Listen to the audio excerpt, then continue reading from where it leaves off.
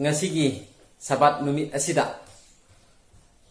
tabiriba yengbiriba khudingmakpu aihakna salam tawjari ngasi afaba ishorgi lesson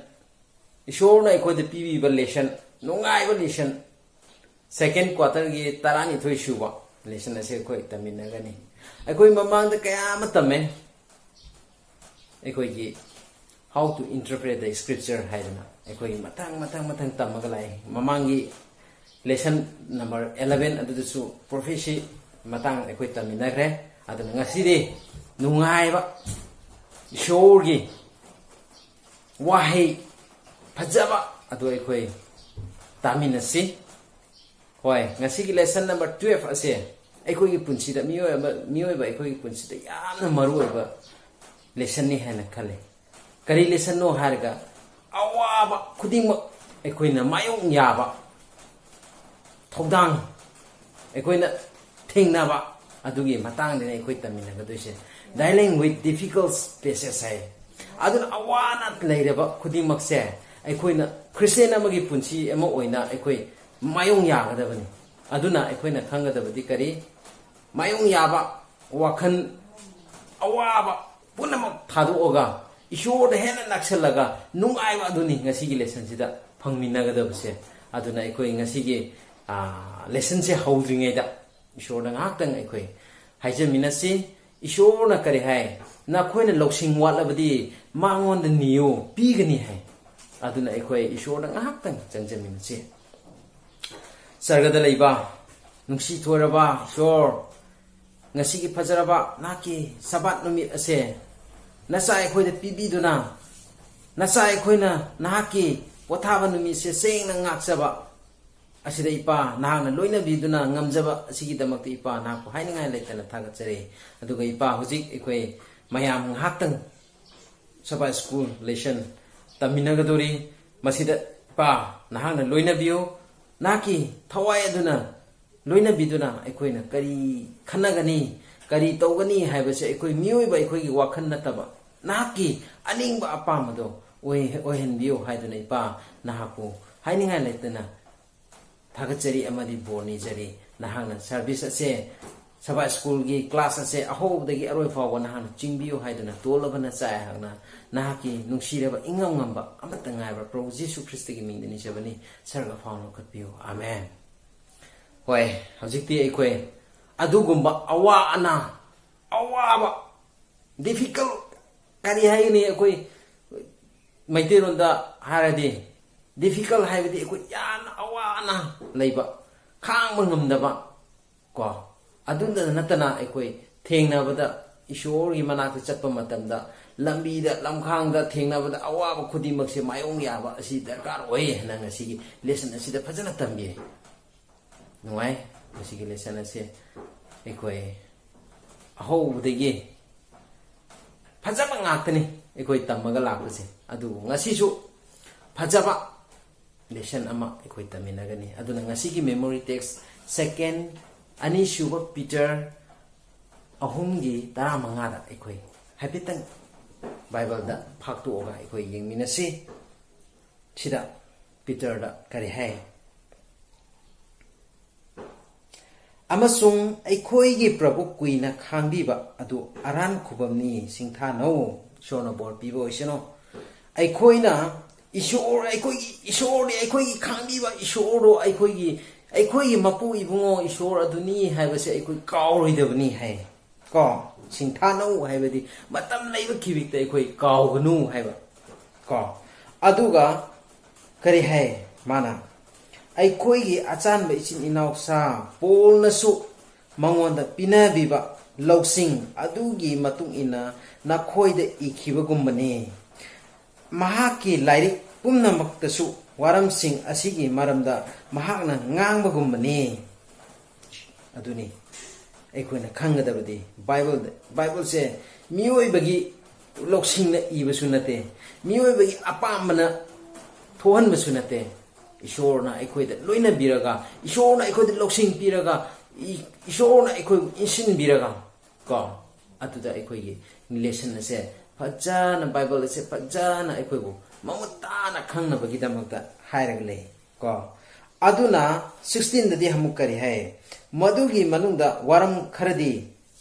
khangbal lui Paul iba lari Bible asida yawi base waram kharadi khangbal lui hai ko waram kharadi khangbal lui adubu haita singdaba singna amasung arepa leitaba singna atai sasrasu ona taina bagumna makhoigi amangba phawba ona taina halle khangba luringai mathak aduda khangba luringai isogi wae se khangba luringai mathak aduda amuk kari tawre makhoigi aningba apamba aduna makhoigi amangba bawda asengba sad onto onjin tawhanba le ko Amos 3 7 da kare hai awoi ba mak lining to ibungona magi manai gi watak to pasingda magi aron badu phongdok pidana kaidong da su karimata to de hai Bible ase ekoi confusion oiningai oide Bible asida taiba khudimak se ekoi isa gi aningba apamda interpret to la hantok piba nataba aningba ishori aningba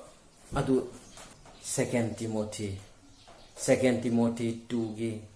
anigi tara tagina tara manga pho ekoina paba matam ekoi pamina se maram asina khangat pasingna su lomba naidaba mati mangan ga loinana Christ Jesu da leiriba aran khubam adu phangnanaba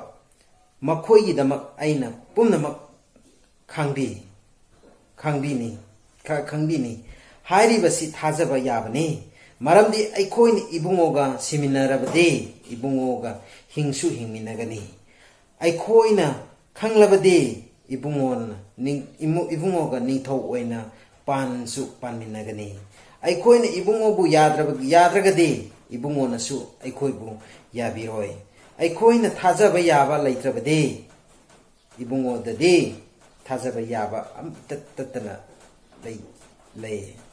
thajaba yaba itattatana lay hai maramdi ibungona masa mathantabu yadaba ngamde ishorbu aikoina kari hai magi aranba karisu leite hai magi lamchatto yaroidaba karisu leite hai ko aduga sida 14 15 dadi kari hai makhoibu asi sing asi ningsinglu amasung karisu tajadaba ata basingbu otna tainaba wa ningi taunadabana Prabhu ki mangda makhoibu sinabire achumbagi wa adu chumna yenbiduna ikai gadaba ama leitana nokliba mi ishor gi mafamda loksinba yaba oiba nasama kachananaba hona jo chona bol bibo shino ishorna aikoi ishorna loksin binaba aikoi kanna honaba dakar oi thokpa yaba pot ado aikoi ona tainabada tawba nataba oi hanba even oi roidaba pot adu bawda oi hanba yabagi condition aikoi thamgadaba aikoi putanda laison isai taret ki mapan da sumaina iraga lei ibungodi achumba mapuduni nanai aikoi gi wakal amadi pukningdu ibungona chang tawbiu phattaba singna tawriba thabak singdu khangbiu afaba singbu mahi yanhanbiu ishona bor pibo isino samsta aikoi honesty aikoi pukchen sengba aikoi sin isana yazadaba isana pukchen sengba ama darkar oi maramaduna ngasi Psalms Bible da had kari aikoi punsi ase kari haini pukchen sengna leiba ishorna chang tawbiu hai Psalms da hai aikoi gi punsi se ishorna chang to aikoi gi awana lapa matamda ishorna kedoba chang tawri bani haibado aikoi na khangadaba ngasi gi aikoi Bible se paba matamda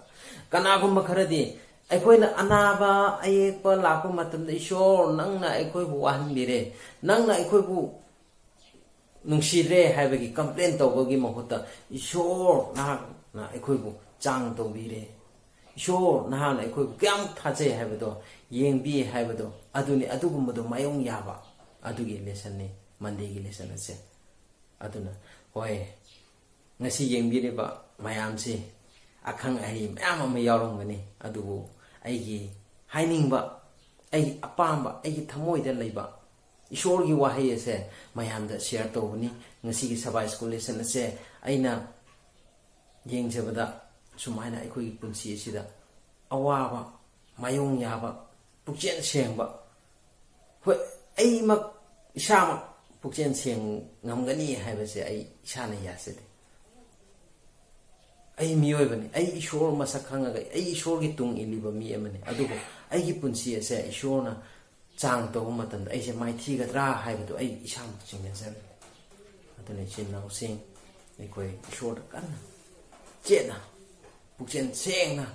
lepa ngamna hona se hoi tuesday gi lesson da mu se tuesday gi lesson asi su yamna ai haigini humbly oiba humble ko humble napal tawdaba mangonda napal leitaba mi amagi punsi oinaba ishorgi taiwang panba sida miyoi bo oina lakhiba Jesus Christ khaktane humble oibase ko mase ishorna kare hai the lamb of God mapana Pai Shorda, Maki Nushirava Mazano Pasibo, the Lamb of God, Jesus Christ Katan, humble or is Equi. Aduni Equi Punsi Sidasu, Mina Tina Nangabasu, Asukuma Punsi se Equigida, humble oigadra. Philippian Tugi Eta Sumaina Hai. Nasai in a high giver. Sure Katani Equi, humble or is Equi Mui Sayon the laga, Mui boy in a poga, Sumaina humble over say Jesus Christa, Masama Katani. Have the Napoli Yaudaba, a quick punsi in Napoli, big tale. Adubo, Nasigi lesson asida, Jesus Christana, Sumane Hai, Philippian, Philipta Philippian Gi, Anigi, Nipanda, Sumana Haragli. Aduga Ibungobu. Sajao Miyoi Bagumna Ure Amasung Ibungona Siba Power Hai Cross the Siba Power Haiba Iladuna Ibungo Masa Matanta no Lukjari Hai Inba Shona Masamangna Maki Masanupa Pibiraga Aikoi the Makta Cross the Yopi Taraga Hatani Hamdo Adupoda Kiam humble or ye havada Adu minus Jalaga. Equal humble way. Aduba Galatian da Amuk Yang si Galatian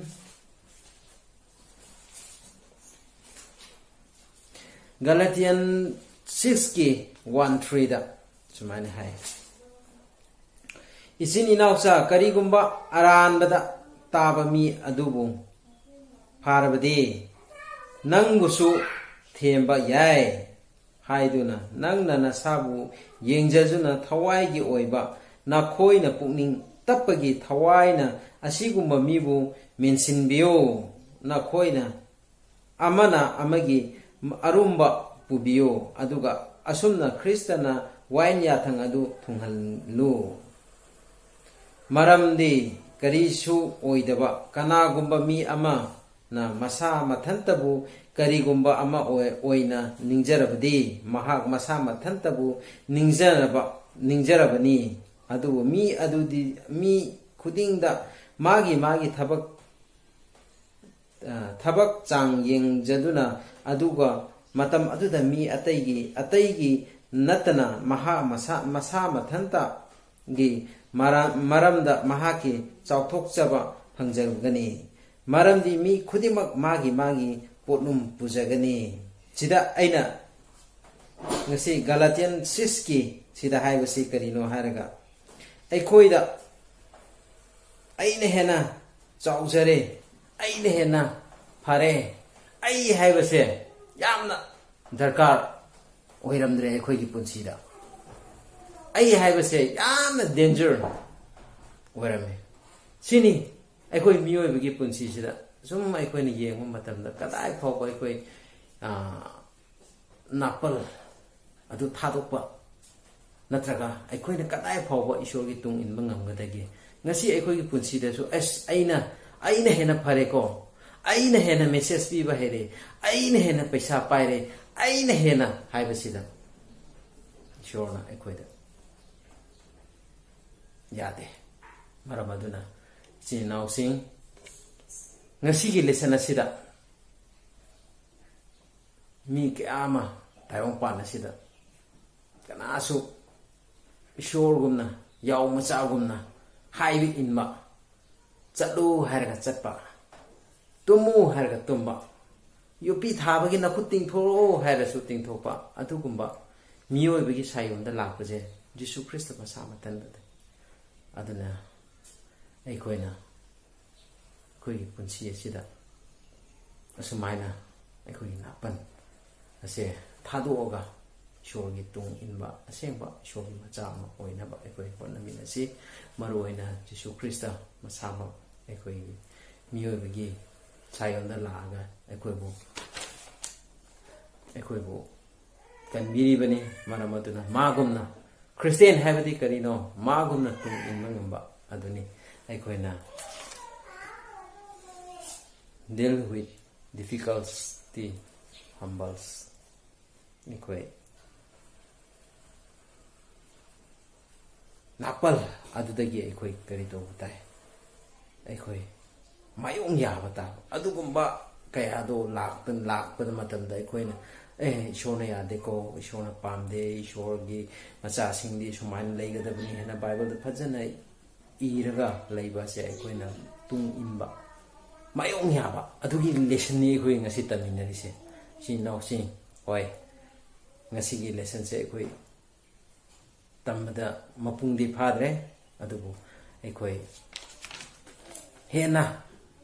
aikoina tamthopa ngamdrabasu oje aikoina tammiba lesson ase mapung phana ba aikoi thabak oina onthopa aduni ngasi gi lesson da aduna ngasi gi di amukam Wednesday da 1 Corinthians 2:14 adda aikoi amtang yengminasi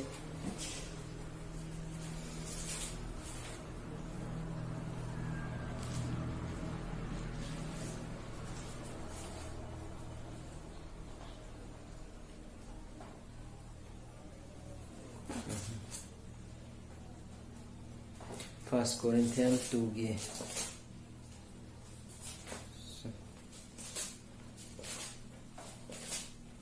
First Corinthians 2 gi 14 da sumana iraga lei amesung mahosagi oiba mina ishor gi thawai gi hiram adu laude maramdi mangondadi madu khibik adu apangbani aduga mahagna madu khangba ngamde marandi madu thawaina chang yengbane chona po piboishino akhang kanba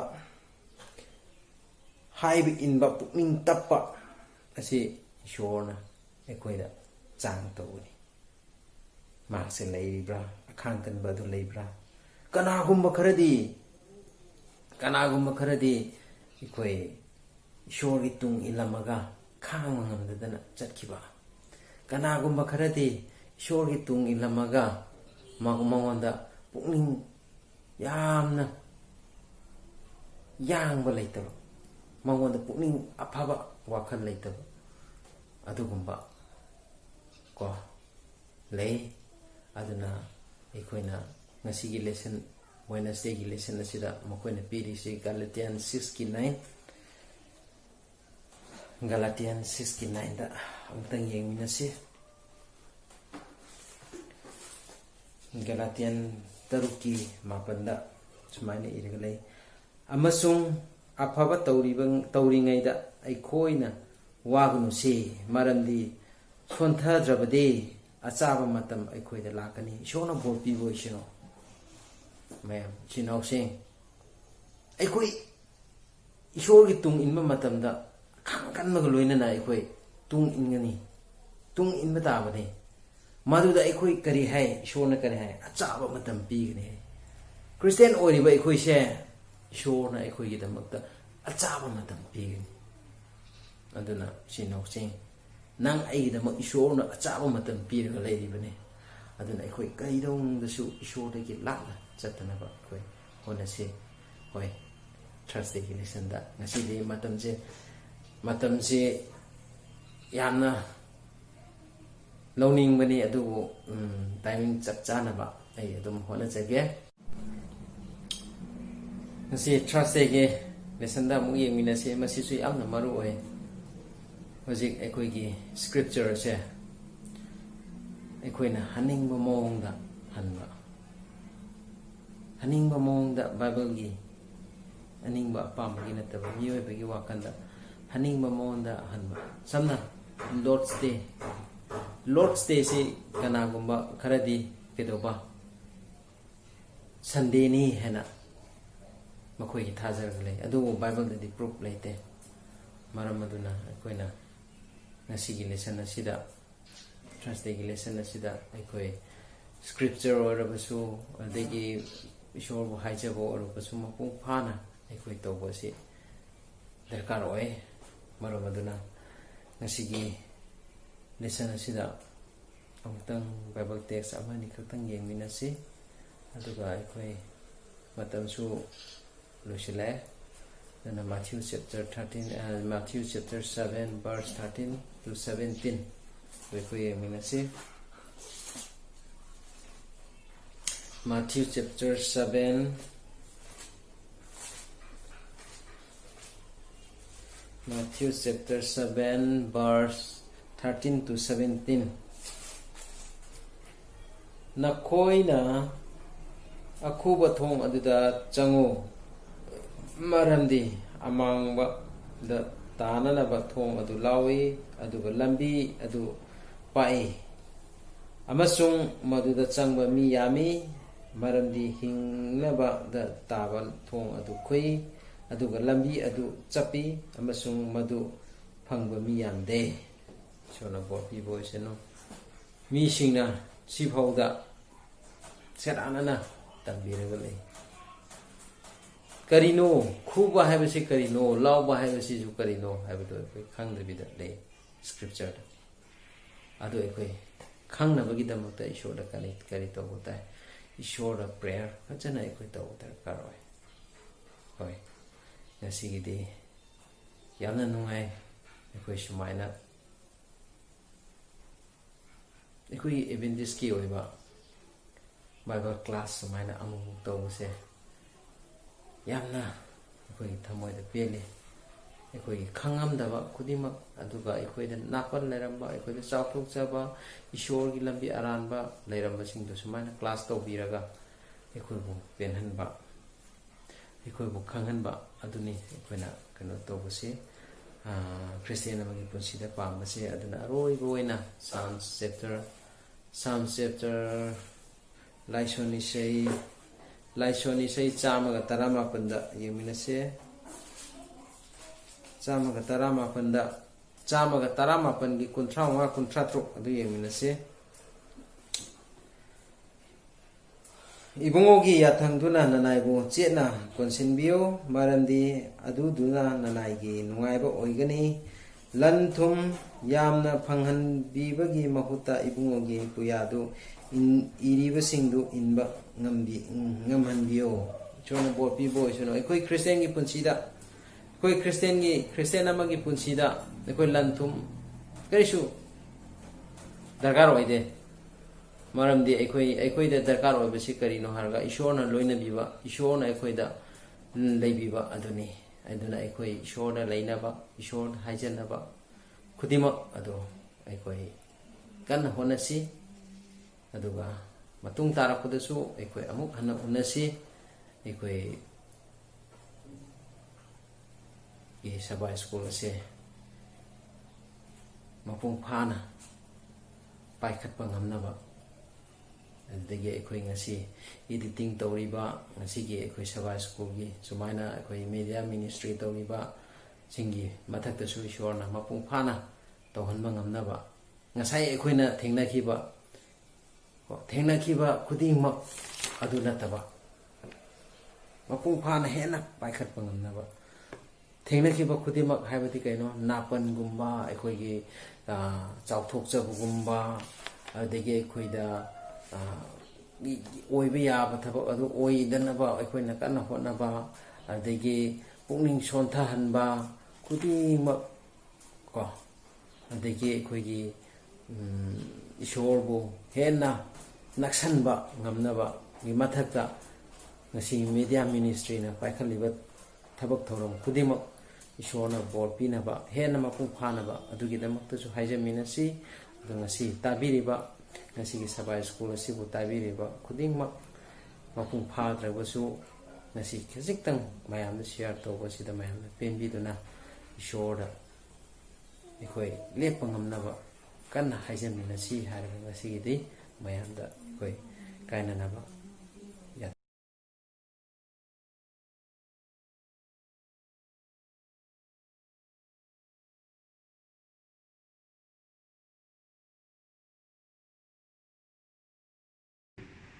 harawa saban mi mayam ishor bu yam thagatli maramdi ngasi haraw khaba faja khaba nuai khaba saban nameta ishor gi afaba wapa mi mayam gidamak saruk kai thokpa phangba gidamak ngasi aina ngangadoriba sermon gi title sina worship why it is important to worship God on 7th day ishor bu khurumba kari gidamak numit tret subada ishor bu khrum mase maru oibra ai bi maramda ina animi makha ta jini da ishor gi boni se nungsi thoiraba sagada iba he pai shor na ku yam tagali akhi nungsi thojala masi mu kai pai sabat anauba uba phange shor masi sabat harau khaban namit tai shor aina nangi afaba wapa thawai gitin chang do mi mayam bu share tawdore so nang thawai sengba dena view aina ang to ko do se ang aning madang ang to pang ni ngai pang view aina ni jari ta ko do riba mi mayam gi damak so so nang na bor view thawai sengma dena view aina jisu gi ming ni jab ni amen ishona prithibi sem se namit truk lokhi numit truk gi manungda ishor se prithibi se sembal loiki miyoiba sanga tha numit loina ishor numit truk da sembal loikre adubu numit taret suba numita ishor se pothaki ekoi bible paminasi genesis 2 gi verse 2 ga 3 jo paminasi by the 7th day God has finished the work he had been doing. So on the 7th day he rested from all his work. Then God blessed the 7th day and made it holy, because on it he rested from all the work of creating that he had done. Ishor se numit tret numit potha basi ma wa bi potha bra kari gi dama potha bra akwai shi da khra naina si ishorna numit tret potha basi miyoi boga maga mari leina ningai sem ni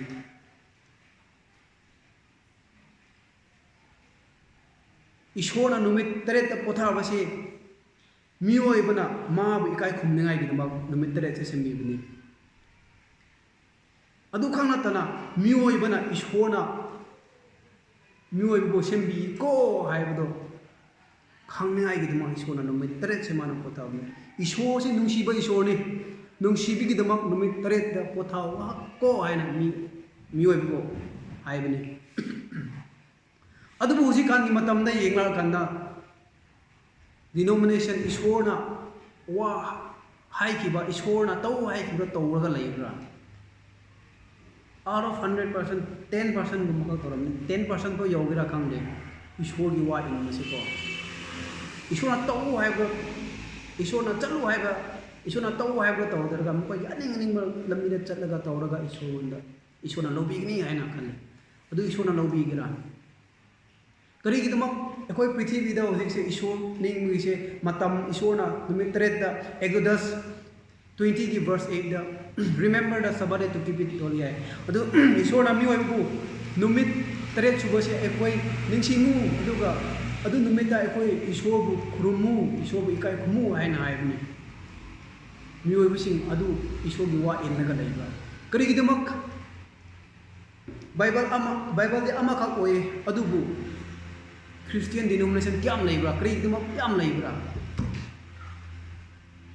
ꯕꯥꯏꯕꯜꯗꯤ ꯑꯃꯈꯛ ꯑꯣꯏꯔꯒ ꯑꯗꯨ ꯈꯪꯅꯤꯡꯉꯥꯏꯒꯤꯗꯃꯛ ꯑꯩꯈꯣꯏ ꯄꯥꯞꯁꯦ ꯀꯗꯥꯏꯗ ꯍꯧꯈꯤꯕ꯭ꯔꯥ ꯍꯥꯏꯕ ꯍꯧꯔꯛꯈꯤꯕ ꯃꯐꯝꯗ ꯑꯩꯈꯣꯏ ꯌꯦꯡꯁꯤ ꯏꯁꯣꯔꯅ ꯁꯔꯒꯗꯨꯠ ꯁꯦꯝꯃꯤ ꯁꯔꯒꯗꯨꯠ ꯁꯦꯝꯕꯗꯣ ꯌꯥꯝ ꯁꯦꯝꯃꯤ ꯃꯤꯑꯣꯏꯕꯅ ꯃꯁꯤꯡ ꯊꯤꯕ ꯉꯝꯂꯣꯏꯗꯕ ꯀꯣ ꯌꯥꯝꯃꯟꯕꯒꯤ ꯌꯥꯝ ꯁꯦꯝꯕꯅꯤ ꯑꯗꯨꯒꯤ ꯃꯅꯨꯡꯗ ꯏꯁꯣꯔꯅ ꯂꯨꯁꯤꯐꯔ ꯍꯥꯏꯕ ꯗꯨꯠ ꯑꯃ ꯁꯦꯝꯃꯤ ꯑꯗꯨꯕꯨ ꯃꯥꯅ ꯁꯦꯝꯕꯗ ꯑꯁꯣꯏꯕ ꯂꯩꯇꯦ ꯂꯧꯁꯤꯡ ꯍꯩꯕ ꯒ꯭ꯌꯥꯟ ꯍꯩꯕ ꯃꯁꯛꯇ ꯐꯖꯕ ꯋꯥꯡ ꯆꯥꯎꯕ ꯐꯖꯅ ꯏꯁꯣꯔꯅ ꯁꯦꯝꯕꯤꯕꯅꯤ ꯂꯧꯁꯤꯡ ꯍꯩꯕ ꯏꯁꯣꯔꯅ ꯅꯨꯡꯁꯤꯔꯒ ꯃꯥꯕꯨ ꯁꯦꯝꯕꯤꯕꯅꯤ ꯑꯗꯨꯒ ꯃꯥꯅꯁꯨ ꯏꯁꯣꯔꯕꯨ ꯈꯨꯔꯨꯝꯈꯤ ꯏꯁꯣꯔꯕꯨ ꯏꯀꯥꯏ ꯈꯨꯝꯈꯤ ꯏꯁꯣꯔꯕꯨ ꯋꯔꯁꯤꯞ ꯇꯧꯈꯤ ꯑꯗꯨꯕꯨ ꯃꯥꯒꯤ ꯄꯨꯛꯅꯤꯡꯗ ꯄꯣꯡꯕ ꯍꯥꯏꯕꯁꯤ ꯂꯥꯛꯈ꯭ꯔꯦ ꯄꯣꯡꯕ ꯍꯥꯏꯕꯁꯦ ꯖꯦꯂꯁꯤ ꯍꯥꯏꯕ ꯇꯥꯔꯦ ꯏꯁꯣꯔꯒꯤ ꯃꯐꯝ ꯃꯥꯕꯨ ꯁꯦꯝꯕꯤꯕꯒꯤ ꯃꯄꯨꯒꯤ ꯃꯐꯝꯗ ꯃꯥ ꯑꯗꯨ ꯃꯐꯝꯗꯣ ꯂꯧꯅꯤꯡꯈ꯭ꯔꯦꯅꯦ ꯂꯧꯅꯤꯡꯕꯒꯤꯗꯃꯛ ꯑꯩꯈꯣই ꯍꯦꯚꯟꯗ ꯂꯥꯟ ꯍꯥꯏꯕꯁꯤ ꯊꯣꯛꯈ꯭ꯔꯦ ꯁꯔꯒꯇ ꯂꯥꯟ ꯊꯣꯛꯈ꯭ꯔꯦ ꯑꯗꯨꯒ ꯑꯩꯈꯣꯏ ꯑꯁꯤ ꯁꯩꯇꯥꯟꯒꯤ ꯁꯦꯝꯕꯤꯕꯒꯤ ꯀ꯭ꯔꯥꯏꯗꯒꯤ ꯑꯗꯨꯒꯤ ꯃꯇꯥꯡꯗ ꯑꯩꯈꯣꯏꯅ ꯌꯦꯡꯒꯦ ꯍꯥꯏꯔꯗꯤ Ezekiel 28 verse 11ꯒ 19ꯗ ꯂꯩ ꯑꯗꯨꯒ Isaiah 14:12 verse 12ꯗ ꯄꯥꯔꯗꯤ ꯑꯩꯈꯣꯏ ꯐꯪꯒꯅꯤ ꯑꯗꯨꯒ ꯁꯩꯇꯥꯟꯕꯨ ꯀꯔꯝꯍꯥꯏꯅ ꯏꯁꯣꯔꯅ ꯁꯔꯒꯗꯒꯤ ꯃꯥꯕꯨ ꯁ꯭ꯋꯔꯒꯗꯒꯤ ꯀꯔꯝꯍꯥꯏꯅ ꯇꯥꯟꯊꯣꯛꯈꯤꯕ꯭ꯔꯥ ꯍꯥꯏꯕꯒꯤ ꯃꯔꯝꯗꯣ ꯑꯩꯈꯣꯏ Revelation 12 verse 7-9 ꯄꯥꯔꯗꯤ ꯑꯗꯨꯗ ꯐꯪꯒꯅꯤ ꯂꯥꯟ ꯇꯧꯔꯒꯅ ꯏꯁꯣꯔꯅ ꯃꯥꯕꯨ ꯇꯥꯟꯊꯣꯛꯄꯤꯈ꯭ꯔꯦ ꯁꯔꯒꯗꯒꯤ ꯑꯗꯨꯀꯥꯟꯗ ꯃꯥꯁꯦ ꯍꯧꯖꯤꯛꯇꯤ ꯁꯔꯒꯗꯒꯤ ꯂꯩꯕ ꯌꯥꯗ꯭ꯔꯕꯅ ꯄ꯭ꯔꯤꯊꯤꯕꯤꯗ ꯂꯥꯛꯈ꯭ꯔꯦ ꯄ꯭ꯔꯤꯊꯤꯕꯤꯗ ꯂꯥꯛꯑꯀꯥꯟꯗ ꯃꯥꯅ ꯑꯗꯝꯕꯨ ꯊꯦꯝꯈ꯭ꯔꯦ ꯊꯦꯝꯂꯀꯥꯟꯗ ꯑꯗꯝ ꯃꯕꯥꯅꯤ ꯏꯁꯣꯔ ꯋꯥ ꯏꯟꯗ꯭ꯔꯒ ꯄꯥꯞꯇ ꯇꯥꯈ꯭ꯔꯦ ꯍꯧꯖꯤꯛꯇꯤ ꯁꯩꯇꯥꯟꯅ ꯊꯦꯝꯂꯀꯥꯟꯗ ꯄꯥꯞ ꯇꯥꯈ꯭ꯔꯕꯅꯤꯅ ꯁꯩꯇꯥꯟꯅ ꯍꯥꯏꯔꯦ ꯃꯈꯣꯏꯁꯦ ꯑꯩꯒꯤ ꯃꯤꯅꯤ ꯍꯥꯏꯅ ꯁꯩꯇꯥꯟꯅꯁꯨ ꯏꯁꯣꯔꯕꯨ ꯈꯨꯔꯨꯝꯕꯅꯤ ꯁꯩꯇꯥꯟꯅꯁꯨ ꯃꯤꯑꯣꯏꯕꯅ ꯃꯥꯕꯨ ꯈꯨꯔꯨꯝꯕꯗꯣ ꯄꯥꯝꯈ꯭ꯔꯦ ꯀꯣ ꯑꯗꯨꯒꯤꯗꯃꯛ ꯍꯧꯖꯤꯛꯀꯥꯟꯒꯤ ꯃꯇꯝꯁꯦ ꯐꯠꯇꯕꯒ ꯐꯕ ꯍꯥꯏꯕꯁꯦ ꯑꯗꯨꯝ ꯊꯥꯏꯅꯗꯒꯤ ꯍꯧꯔꯛꯐꯝꯗꯒꯤ ꯑꯗꯨꯝ ꯂꯩꯕꯅꯤ ꯄꯥꯞ ꯇꯥꯕ ꯃꯇꯨꯡꯗꯒꯤ ꯑꯗꯨꯝ ꯂꯩꯕꯅꯤ ꯍꯧꯖꯤꯛꯀꯥꯟꯒꯤ ꯃꯇꯝꯗ ꯌꯦꯡꯉꯗꯤ ꯕꯥꯏꯕꯜꯗ ꯆꯨꯝꯅ ꯈꯪꯂꯒ ꯏꯁꯣꯔꯒꯤ ꯋꯥ ꯏꯟꯅꯕ ꯌꯥꯝ ꯂꯩ ꯑꯗꯨꯒꯨꯝꯕ ꯃꯤꯗꯣ ꯏꯁꯣꯔꯅ ꯂꯧꯕꯤꯒꯦꯔꯥ ꯏꯁꯣꯔꯅꯗꯤ ꯃꯥꯅ ꯍꯥꯏꯕꯗꯣ ꯑꯩꯈꯣꯏꯅ ꯇꯧꯒꯗꯧꯕꯅꯤ ꯑꯗꯨ ꯃꯥꯅ ꯍꯥꯏꯕꯗꯣ ꯑꯩꯈꯣꯏna ꯇꯧꯗ꯭ꯔꯗꯤ ꯃꯥꯅ ꯌꯥꯗꯦ ꯑꯗꯨ ꯄꯥꯞ ꯀꯧꯋꯦ ꯀꯦꯟꯒ ꯑꯦꯕꯜꯒ ꯋꯥꯔꯤ ꯑꯩꯈꯣꯏ ꯈꯪꯉꯤ ꯏꯁꯣꯔꯅ ꯏ ꯇꯥꯔꯒ ꯃꯥꯕꯨ ꯁꯦꯀ꯭ꯔꯤꯐꯥꯏꯁ ꯇꯧꯑꯣ ꯀꯠꯊꯣꯛꯑꯣꯀꯣ ꯍꯥꯏꯕꯅꯤ ꯑꯗꯨꯀꯥꯟꯗ ꯑꯦꯕꯦꯜꯅꯗꯤ ꯏꯁꯣꯔꯒꯤ ꯋꯥ ꯏꯜꯂꯒ ꯌꯥꯎꯍꯜꯂꯒ ꯏꯁꯣꯔꯒꯤꯗꯃꯛ ꯀꯠꯊꯣꯛꯑꯦ ꯏꯁꯣꯔꯅ ꯃꯥꯒꯤ ꯈꯨꯔꯨꯝꯕ ꯃꯥꯒꯤ ꯋꯔꯁꯤꯞ ꯃꯥꯒꯤ ꯑꯣꯐꯔꯤꯡꯗꯣ ꯏꯁꯣꯔꯅ ꯂꯧꯕꯤꯈꯤ ꯑꯗꯨꯕꯨ ꯀꯦꯟꯒꯤꯗꯤ ꯀꯝꯗꯧꯔꯦ ꯑꯦꯕꯦꯜꯒꯤꯗꯤ ꯂꯧꯕꯤꯈ꯭ꯔꯦ ꯀꯦꯟꯒꯤꯗꯤ ꯏꯁꯣꯔꯅ ꯂꯧꯕꯤꯗꯦ ꯀꯔꯤꯒꯤꯗꯃꯛ ꯏꯁꯣꯔꯒꯤ ꯋꯥ ꯏꯟꯅꯕ ꯑꯩꯈꯣꯏꯒꯤ ꯃꯤꯑꯣꯏꯕꯒꯤ ꯃꯤꯠꯌꯦꯡꯗ ꯌꯦꯡꯂꯗꯤ ꯌꯥꯝ ꯐꯩ ꯀꯦꯟꯁꯤꯁꯨ ꯃꯥꯒꯤ ꯍꯤꯡꯒꯣꯜꯗꯒꯤ ꯈ꯭ꯋꯥꯏꯗꯒꯤ ꯑꯐꯕ ꯁꯤꯡꯗꯣ ꯄꯨꯔꯛꯑꯒ ꯏꯁꯣꯔꯕꯨ ꯀꯠꯊꯣꯛꯂꯝꯕꯅꯤꯀꯣ ꯍꯧꯖꯤꯛꯀꯥꯟꯒꯤ ꯃꯇꯝꯗ ꯌꯦꯡꯂꯗꯤ ꯑꯁ ꯌꯥꯝ ꯐꯩꯅꯦ ꯍꯥꯏꯒꯅꯤ ꯑꯗꯨꯕꯨ ꯏꯁꯣꯔꯅꯗꯤ ꯁꯨꯛꯌꯥ ꯌꯥꯗꯦ ꯀꯔꯤꯒꯤꯔ ꯃꯥꯒꯤ ꯋꯥ ꯏꯟꯅꯕ ꯏꯁꯣꯔꯅ ꯍꯥꯏꯕ ꯏꯟꯗ꯭ꯔꯒ ꯑꯩꯈꯣꯏꯅ ꯑꯅꯤꯡꯕ ꯇꯧꯔꯒ ꯏꯁꯣꯔꯅ ꯂꯧꯕꯤꯒꯅꯤ ꯏꯁꯣꯔꯒꯤꯗꯃꯛꯅꯤ ꯑꯩꯈꯣꯏꯅ ꯇꯧꯕꯁꯦ ꯍꯥꯏꯅ ꯑꯩꯈꯣꯏꯒꯤ ꯏꯁꯣꯔꯒꯤ ꯋꯥ ꯏꯟꯗ꯭ꯔꯒ ꯑꯅꯤꯡꯕ ꯇꯧꯔꯒ ꯂꯥꯛꯑꯒ ꯏꯁꯣꯔꯅ ꯂꯧꯕꯤꯒꯅꯤ ꯍꯥꯏꯕꯗꯣ ꯑꯩꯈꯣꯏꯅ ꯍꯥꯏꯕ ꯌꯥꯕ꯭ꯔꯥ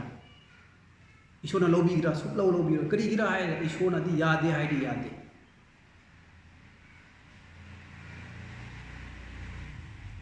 ꯑꯗꯨꯈꯛ ꯅꯠꯇꯦꯅꯦ ꯑꯩꯈꯣꯏꯅ ꯁꯣꯜꯒꯤ ꯋꯥꯔꯤ ꯃꯤ ꯃꯌꯥꯝ ꯈꯪꯉꯤ ꯏꯁꯣꯔꯅ ꯁꯣꯜꯕꯨ ꯑꯃꯦꯂꯤꯀꯥꯏꯒꯤ ꯃꯤꯒ ꯅꯤꯡꯊꯧꯕꯨ ꯂꯥꯟ ꯇꯧꯕ ꯆꯠꯂꯣ ꯍꯥꯏ ꯇꯧꯔꯀꯥꯟꯗ ꯂꯣꯏꯅ ꯍꯥꯠꯀꯗꯧꯕꯅꯤ ꯑꯃꯐꯥꯎ ꯍꯤꯡꯍꯟꯕ ꯌꯥꯗꯦ ꯂꯣꯏꯅ ꯍꯥꯠꯂꯨ ꯍꯥꯏꯕꯅꯤ ꯃꯨꯠꯍꯜꯂꯨ ꯍꯥꯏꯕꯅꯤ ꯍꯣꯏ ꯍꯥꯏꯅ ꯃꯥ ꯂꯥꯟ ꯆꯠꯂꯦ ꯆꯠꯂꯀꯥꯟꯗ ꯍꯥꯠꯄ ꯍꯧꯔꯦ ꯂꯥꯟꯗꯗꯤ ꯑꯗꯨꯝ ꯍꯥꯠꯅꯕꯅꯦ ꯍꯥꯠꯄ ꯍꯧꯔꯦ ꯑꯗꯨꯕꯨ ꯃꯥ ꯂꯣꯏꯅ ꯍꯥꯠꯇ꯭ꯔꯤꯅꯦ ꯑꯃꯦꯂꯤꯀꯥꯒꯤ ꯀꯤꯡꯗꯨ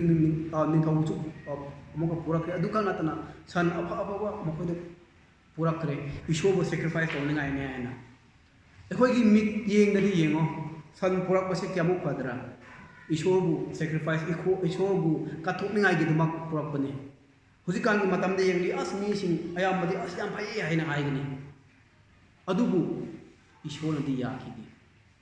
ꯁꯃꯨꯑꯦꯜꯅ ꯀꯔꯤ ꯍꯥꯏꯈꯤꯕ꯭ꯔꯥ obedience is better than sacrifice ꯍꯥꯏꯈꯤ ꯏꯁꯣꯔꯕꯨ ꯋꯥ ꯏꯟꯕꯅ ꯐꯩ ꯃꯥꯕꯨ ꯀꯠꯊꯣꯛꯄꯕꯨꯗꯤ ꯏꯁꯣꯔꯒꯤ ꯋꯥ ꯏꯟꯕꯅ ꯐꯩ ꯍꯥꯏꯕꯅꯤ ꯑꯗꯨꯒꯤ ꯃꯇꯨꯡꯗꯒꯤ ꯏꯁꯣꯔꯒꯤ ꯊꯋꯥꯏ ꯑꯁꯦꯡꯕꯗꯣ ꯀꯤꯡ ꯁꯣꯜꯗꯒꯤ ꯂꯧꯊꯣꯛꯈ꯭ꯔꯦ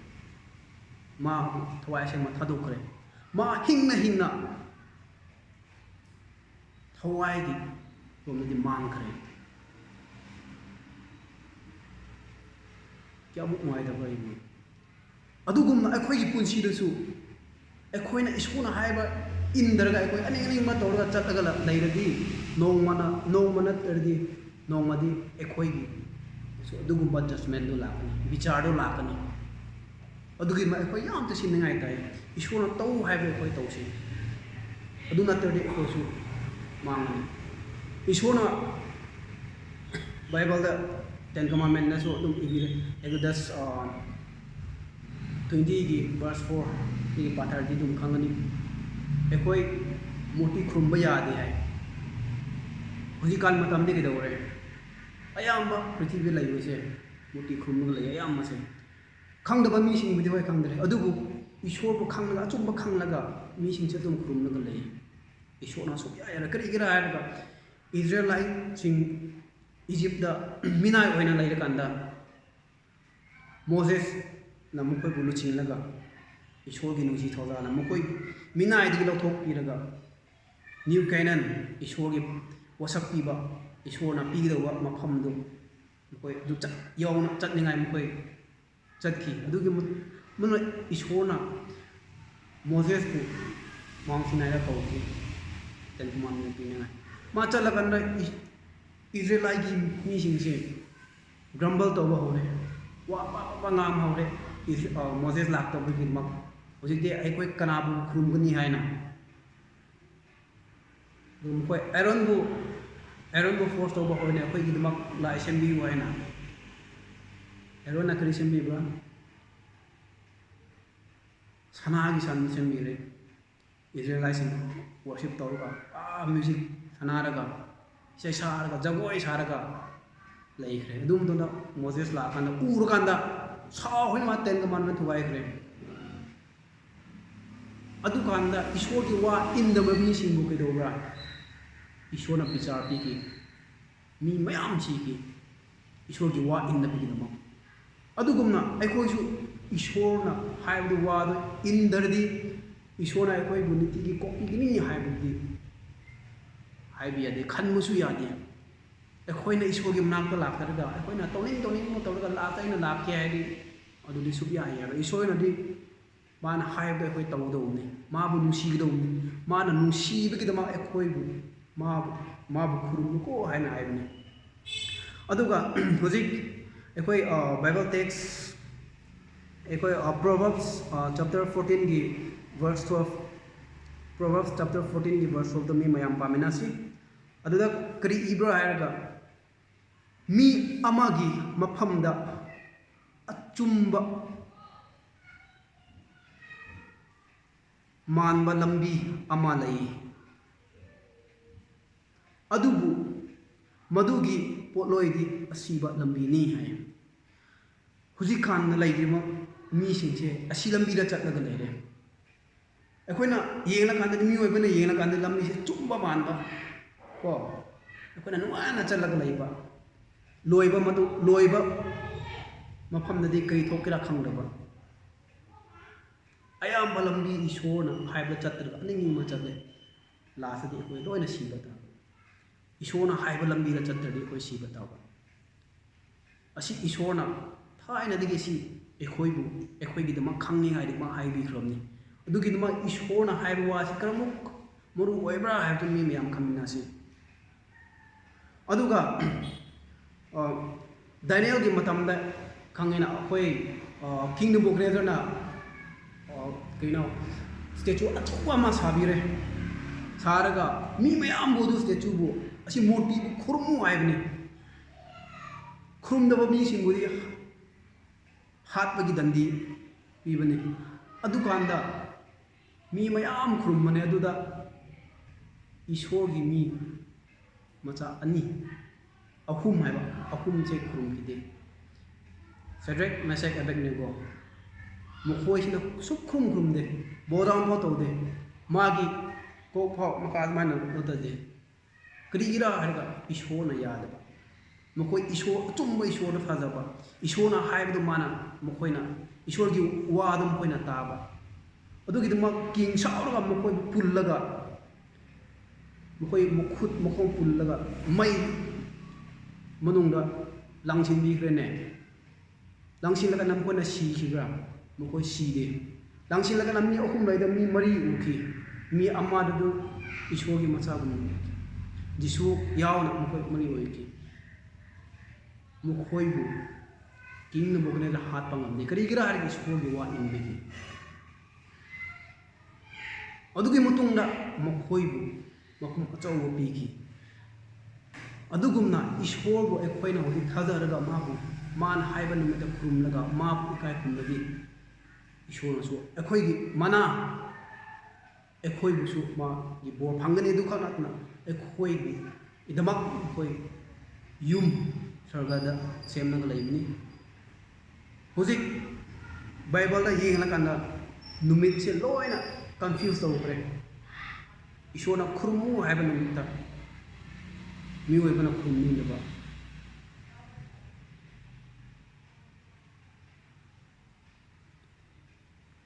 ꯏꯁꯣꯔꯕꯨ ꯈꯨꯔꯨꯝꯕꯁꯦ ꯅꯤꯡꯊꯧꯀꯥ ꯂꯩꯕꯥꯛꯄꯣꯛ ꯌꯦꯡꯖꯩꯆꯥ ꯁꯒꯣꯜꯁꯦꯟ ꯑꯁꯤ ꯅꯨꯃꯤꯠꯇ ꯈꯨꯔꯨꯝꯒꯅꯨ ꯍꯥꯏꯕ ꯅꯠꯇꯦ ꯈꯨꯔꯨꯝꯒꯗꯧꯕꯅꯤ ꯏꯁꯣꯔꯕꯨ ꯈꯨꯔꯨꯝꯕꯁꯦ ꯅꯨꯃꯤꯠ ꯑꯇꯩꯗꯁꯨ ꯈꯨꯔꯨꯝꯕ ꯌꯥꯏ ꯑꯗꯨꯕꯨ ꯏꯁꯣꯔꯅ ꯍꯥꯏꯕ ꯅꯨꯃꯤꯠ ꯏꯁꯣꯔꯅ ꯄꯣꯊꯥꯈꯤꯕ ꯅꯨꯃꯤꯠꯇꯗꯤ ꯑꯩꯈꯣꯏ ꯀꯥꯎꯕ ꯌꯥꯗꯦ ꯑꯗꯨ ꯅꯨꯃꯤꯠꯇꯗꯤ ꯏꯁꯣꯔꯕꯨ ꯈꯨꯔꯨꯝꯒꯗꯧꯕꯅꯤ ꯑꯗꯨ ꯈꯨꯔꯨꯝꯗꯔꯒ ꯑꯩꯈꯣꯏ ꯑꯅꯤꯡꯕ ꯇꯧꯔꯗꯤ ꯑꯩꯈꯣꯏꯒꯤ ꯄꯨꯟꯁꯤꯁꯨ ꯃꯥꯡꯈꯤꯒꯅꯤ ꯅꯨꯃꯤꯠ 7ꯁꯤ ꯃꯤꯑꯣꯏꯕꯒꯤꯗꯃꯛ ꯁꯦꯝꯕꯤꯕꯅꯤ ꯍꯥꯏꯕꯁꯦ ꯑꯩꯈꯣꯏ ꯂꯣꯏꯅ ꯈꯪꯉꯒ ꯂꯩꯕꯅꯤ ꯑꯗꯨꯕꯨ ꯍꯧꯖꯤꯛꯀꯥꯟꯒꯤ ꯃꯇꯝꯗ ꯏꯁꯣꯔꯅ ꯍꯥꯏꯕꯗ ꯃꯤꯁꯤꯡ ꯂꯧꯅꯤꯡꯗ꯭ꯔꯦ ꯃꯈꯣꯏꯒꯤ ꯑꯅꯤꯡꯕ ꯇꯧꯅꯤꯡꯈ꯭ꯔꯦ ꯑꯅꯤꯡꯕ ꯇꯧꯔꯒ ꯏꯁꯣꯔꯅ ꯂꯧꯕꯤꯒꯅꯤ ꯍꯥꯏꯅ ꯃꯤ ꯑꯗꯨꯝ ꯆꯠꯅꯔꯒ ꯂꯩꯔꯦ ꯃꯥꯔꯛ 2:27 ꯑꯩꯈꯣꯏ ꯄꯥꯔꯗꯤ ꯐꯪꯒꯅꯤ ꯁꯕꯥꯠꯁꯦ ꯄꯣꯊꯥꯕ ꯅꯨꯃꯤꯠꯁꯦ ꯀꯅꯥꯒꯤꯗꯃꯛ ꯁꯦꯝꯕꯤꯕ꯭ꯔꯥ ꯃꯤꯑꯣꯏꯕꯒꯤꯗꯃꯛ ꯁꯦꯝꯕꯤꯕꯅꯤ ꯍꯥꯏꯅ ꯏꯁꯣꯔꯅ ꯍꯥꯏꯕꯅꯤ ꯑꯗꯨ ꯑꯣꯏꯔꯗꯤ ꯀꯌꯥꯃꯨꯛ ꯃꯔꯨ ꯑꯣꯏꯕ꯭ꯔꯥ ꯈꯜꯂꯣ ꯏꯁꯣꯔꯅ ꯑꯁꯤꯃꯨꯛ ꯅꯨꯡꯁꯤꯔꯒ ꯑꯩꯈꯣꯏ ꯃꯤꯑꯣꯏꯕꯕꯨ ꯃꯇꯝꯁꯦ ꯄꯤꯕꯅꯤ ꯅꯨꯃꯤꯠꯁꯦ ꯄꯤꯕꯅꯤ ꯃꯥꯕꯨ ꯈꯨꯔꯨꯝꯅꯤꯡꯉꯥꯏ ꯑꯩꯈꯣꯏꯅ ꯑꯗꯨ ꯂꯧꯁꯤꯟꯕ ꯍꯩꯇ꯭ꯔꯗꯤ ꯀꯥꯟꯅꯗ꯭ꯔꯦ ꯕꯥꯏꯕꯜ ꯍꯥꯏꯕꯁꯦ ꯁꯩꯇꯥꯟꯁꯨ ꯈꯪꯉꯤꯀꯣ ꯂꯣꯏꯅ ꯕꯥꯏꯕꯜ ꯈꯪꯕꯅꯤ ꯑꯗꯨ ꯃꯥ ꯑꯆꯨꯝꯕ ꯂꯧꯕ꯭ꯔꯥ ꯑꯆꯨꯝꯕꯗ ꯆꯠꯄ꯭ꯔꯥ ꯆꯠꯇꯦ ꯀꯔꯤꯒꯤꯔꯥ ꯏꯁꯣꯔꯕꯨ ꯄꯥꯝꯅꯕ ꯑꯗꯨꯒꯨꯝꯅ ꯍꯧꯖꯤꯛꯀꯥꯟꯒꯤ ꯈ꯭ꯔꯤꯁꯇꯤꯌꯟꯁꯤꯡꯁꯨ ꯕꯥꯏꯕꯜ ꯄꯥꯔꯒ ꯑꯆꯨꯝꯕꯗ ꯂꯧꯗꯕ ꯕꯥꯏꯕꯜ ꯈꯪꯗꯕ ꯃꯤꯁꯤꯡꯕꯨꯗꯤ ꯍꯣꯏ ꯇꯣꯉꯥꯜꯂꯦ ꯑꯗꯨꯕꯨ ꯈꯪꯅ ꯏꯁꯣꯔꯅ ꯍꯥꯏꯕ ꯋꯥ ꯏꯟꯗꯕ ꯃꯤꯁꯤꯡꯕꯨꯗꯤ ꯏꯁꯣꯔꯒꯤ ꯕꯤꯆꯥꯔ ꯂꯥꯛꯀꯅꯤ ꯑꯁꯤꯕ ꯕꯤꯆꯥꯔ ꯂꯥꯛꯀꯅꯤ ꯑꯩꯈꯣꯏ ꯑꯗꯨ ꯕꯤꯆꯥꯔꯗꯒꯤ ꯆꯦꯟꯊꯣꯛꯄ ꯉꯝꯒꯅꯤ ꯍꯥꯏꯕꯁꯨ ꯈꯟꯒꯅꯨ ꯏꯁꯣꯔꯅ ꯍꯥꯏꯈꯤꯕꯗ ꯑꯩꯈꯣꯏꯅ ꯏꯟꯗ꯭ꯔꯗꯤ ꯑꯁꯤꯕꯒꯤ ꯗꯟꯗꯤ ꯐꯪꯒꯅꯤ ꯑꯗꯨꯒꯤꯗꯃꯛ ꯍꯧꯖꯤꯛꯀꯥꯟ ꯑꯩꯈꯣꯏ ꯍꯤꯡꯂꯤꯉꯩꯗ ꯏꯁꯣꯔꯕꯨ ꯀꯠꯊꯣꯛꯑꯒ ꯏꯁꯣꯔꯒꯤꯗꯃꯛ ꯍꯥꯏꯅ ꯑꯩꯈꯣꯏ ꯀꯠꯊꯣꯛꯄ ꯍꯩꯁꯤ ꯏꯁꯣꯔꯅ ꯑꯩꯈꯣꯏꯕꯨ ꯀꯌꯥꯃꯨꯛ ꯅꯨꯡꯁꯤꯕ꯭ꯔꯥ ꯍꯥꯏꯕꯗꯨ ꯑꯩꯈꯣꯏꯁꯨ ꯈꯟꯁꯤ ꯃꯤꯑꯣꯏꯕꯁꯦ ꯈꯟꯕ ꯋꯥꯠꯄꯒꯤꯗꯃꯛ ꯁꯣꯏꯕ ꯌꯥꯝ ꯂꯩꯕꯅꯤ ꯑꯩꯈꯣꯏꯅ ꯏꯁꯣꯔꯕꯨ ꯅꯨꯡꯁꯤꯔꯒ ꯃꯥꯒꯤ ꯋꯥ ꯏꯜꯂꯗꯤ ꯑꯩꯈꯣꯏ ꯗꯥꯏꯅꯦꯜ ꯑꯩꯈꯣꯏ ꯃꯔꯨꯞꯒꯨꯝꯅ ꯏꯁꯣꯔꯅ ꯀꯟꯕꯤꯕꯒꯨꯝꯅ ꯑꯩꯈꯣꯏꯒꯤ ꯄꯨꯟꯁꯤꯁꯨ ꯏꯁꯣꯔꯅ ꯀꯟꯕꯤꯒꯅꯤ ꯑꯗꯨꯒ ꯑꯩꯈꯣꯏꯅ ꯏꯁꯣꯔꯒꯤ ꯋꯥ ꯏꯟꯗ꯭ꯔꯗꯤ ꯀꯦꯟꯒꯨꯝꯅ ꯀꯤꯡ ꯁꯣꯜꯒꯨꯝꯅ ꯏꯖ꯭ꯔꯦꯂꯥꯏꯠ ꯏꯁꯣꯔꯒꯤ ꯋꯥ ꯏꯟꯗꯕ ꯃꯤꯒꯨꯝꯅ ꯑꯩꯈꯣꯏꯁꯨ ꯑꯣꯏꯒꯅꯤ ꯂꯣꯝꯕ ꯅꯥꯏꯗꯕ ꯏꯁꯣꯔꯅ ꯁꯦꯝꯕꯤꯕ ꯃꯐꯝꯗ ꯑꯩꯈꯣꯏ ꯁꯨꯡꯐꯪ ꯐꯪꯕ ꯉꯝꯂꯣꯏ ꯑꯗꯨꯒꯤꯗꯃꯛ ꯉꯁꯤ ꯑꯩꯅ ꯍꯥꯏꯅꯤꯡꯕꯁꯤ ꯃꯤ ꯃꯌꯥꯝꯕꯨ ꯏꯁꯣꯔꯅ ꯍꯥꯏꯕ ꯂꯝꯕꯤꯗꯨ ꯆꯨꯝꯅ ꯆꯠꯅꯤꯡꯉꯥꯏ ꯇꯧꯁꯤ ꯀꯟꯅ ꯍꯣꯠꯅꯁꯤ ꯊꯋꯥꯏ ꯑꯁꯦꯡꯕꯕꯨ ꯅꯤꯁꯤ ꯏꯁꯣꯔꯕꯨ ꯊꯋꯥꯏ ꯑꯁꯦꯡꯕ ꯄꯤꯕꯤꯌꯨ ꯍꯥꯏꯅ ꯀꯟꯅ ꯅꯤꯔꯒ ꯕꯥꯏꯕꯜꯁꯦ ꯐꯖꯅ ꯎꯅ ꯄꯥꯔꯒ ꯃꯥꯒꯤ ꯑꯔꯊꯗꯣ ꯈꯪꯅꯤꯡꯉꯥꯏ ꯃꯤ ꯃꯌꯥꯝ ꯍꯣꯠꯅꯁꯤ ꯍꯥꯏꯅ ꯍꯥꯏꯅꯤꯡꯉꯤ ꯃꯌꯥꯝ ꯇꯥꯔꯤꯕ ꯃꯤꯁꯤꯡꯕꯨ ꯏꯁꯣꯔꯅ ꯕꯣꯔ ꯄꯤꯕ ꯑꯣꯏꯁꯤ